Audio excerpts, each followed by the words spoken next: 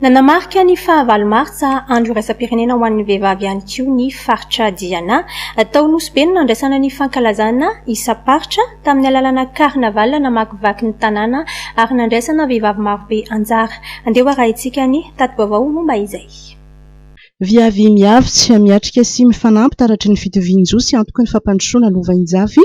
Io no hevitra no entina nankalazana ny andro ny 9 Marsa teto Madagasikara.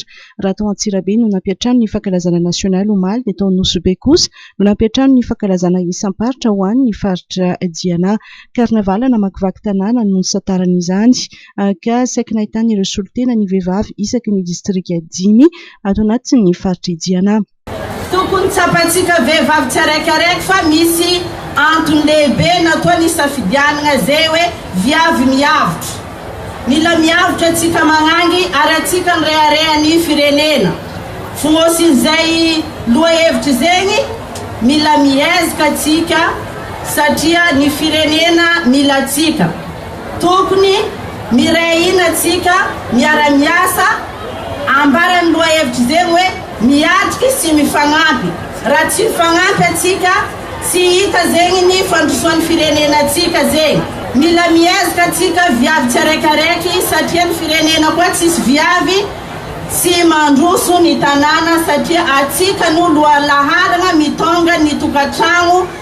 Efa hitantaratra ny vokatry ny ady ho amin'ny fitovian-jo saingy mitaky fandraisana andraikitra sy adidy ihany koa izany mba hahafana miroso amin'ny fampandrosoana.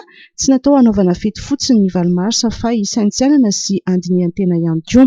Tsy afaka hiavotena atsika, tsy afaka hiatrika ny fiainana koa atsika ary tsy afaka hampandroso raha tsisy ny fitaovana andesitsika hanatanteraka izeny. Tsy ino zegny fa ny fahendrena, fahaizana ary fahalalana. Noho izeny tadiavo zay fomba azoanao ro telo ro satria ro telo io ny lakile. Maro raha atretsika amin'ny fiainana, ao ny erisetra, fampirafesana sy ny sisa.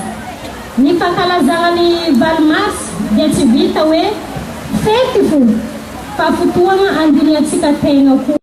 Antso manokana ny vadin'ny filoham-pirenena ny mpandrindra ny vehivavy faritra Diana mba hijery sy hanampy ireo vehivavy any amin'izany faritra izany. Mitodika manokana amin'ny première dame miara-joely izaho ararotiko amin'ity fetin'ny vehivavy ity mangataka izay tompoko mba hitodika manokana amin'ny vehivavy aty amin'ny faritra Diana satria zay vehivavy aty amin'ny faritra Diana viavy mahay mitady vola sady miasa indrindra eo amin'ny fivelomana sehatra ny fizahantany. Tanànan-tena zay hoe hibiana andray vol internationaux tamin'ny 5 lasa teo iny ke mbala tsy nibiana izy iny. Tsy tokony atao tsintsinina ny vehivavy satria ireo no kitapon'ny finosana.